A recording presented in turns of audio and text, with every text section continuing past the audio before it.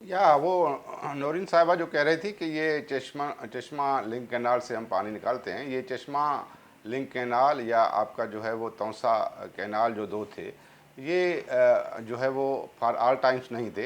ये जब पानी इजाफी होता है तो उस वजह से निकाला जाता है, जब पानी इजाफी नहीं होता है क्योंकि वो फिर पानी वो जो है वो नहीं निकाल सकते। तो मेरे ख्याल में जो नेचुरल जो आउटसोर्स होता है पानी इन तमाम दरियाओं से सिंधु में आता है, वो पंजनद पर आता है।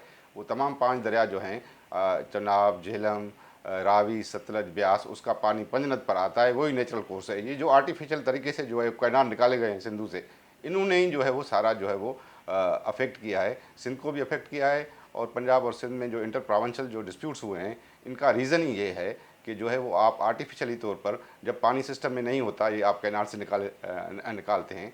बाकी जो बात है विज़ावी इंडिया, ये 60 में जो ट्रीटी किया गया था, ये बिल्कुल हमारे लिए डैमेजिंग था, क्योंकि इन 3 नदियों का जो पानी था वो 32 मिलियन एकड़ फुट था और वो इंडिया को सिर्फ 8 मिलियन एकड़ फुट मिलता था। लेकिन वो सारा का सारा पानी जो है वो इंडिया को दिया गया।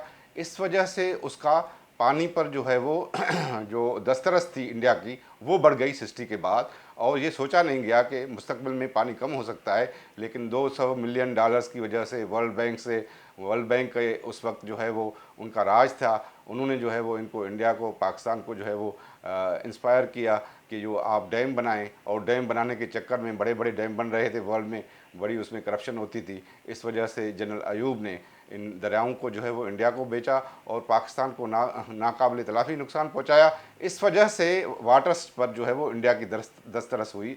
अदरवाइज़ बिफोर 1960 तनाज़ात होते थे और पाकिस्तान और इंडिया के जो रिप्रेजेंटेटिव्स थे वो मिलते थे कि यहाँ से पानी जो है वो इस दरिया से कहाँ जाए, इस तरह से कितनी मिकदार में जाए। तो मेरे ख्याल में पाकिस्तान और इंडिया के बीच में जो है इसमें जो है वो बिलियंस लोग रहते हैं इस एरिया में।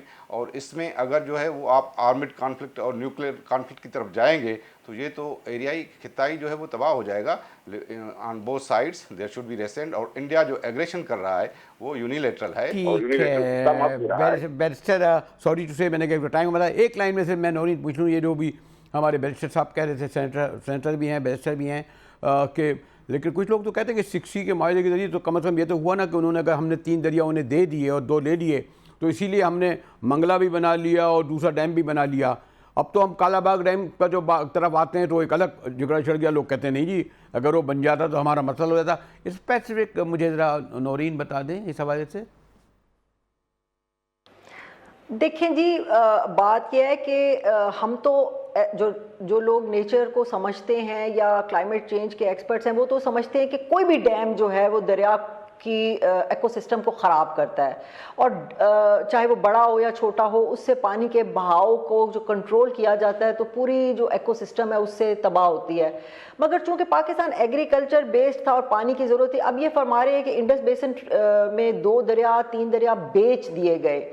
बात यह है कि तकसीम का कोई फार्मूला तो बनाना ही था ना। अगर आप ये कहें कि जी उनको पानी न दिया जाता, अपस्ट्रीम तो वो बैठे हैं, मुआहिदा ना करते तो वो इनसे भी बड़े बड़े डैम अगर ये चनाब के ऊपर और झेलम के ऊपर बना लेते, जो आज आप नीलम को देख कर आए हैं दरिया को कि वो अपनी पूरी रवानी से पाकिस्तान वाले इलाके में बह रहा है, तो आते तो वो पीछे से ही हैं सारे, पाकिस्तान से तो वो ओरिजिनेट नहीं होते। ओरिजिनेट तो वो उस टेरिटरी में होते हैं जो इंडियन एडमिनिस्ट्रेड कश्मीर है, इंडियन ऑक्यूपाइड कश्मीर है। तो अगर वो इससे भी बड़े दरिया डैम बना लेते और पाकिस्तान में पानी ना आने देते तो फिर भी तो पाकिस्तान के लिए एक तहत साली और एक नौरीन और आप और बैरिस्टर साहब के दरमियान गुफ्तगू से मैं तो एक स्टूडेंट समझता हूँ, तालिब इल्म समझता हूँ, और आपने दुरुस्त आपने फरमाया ये गुफ्तगू जारी रही और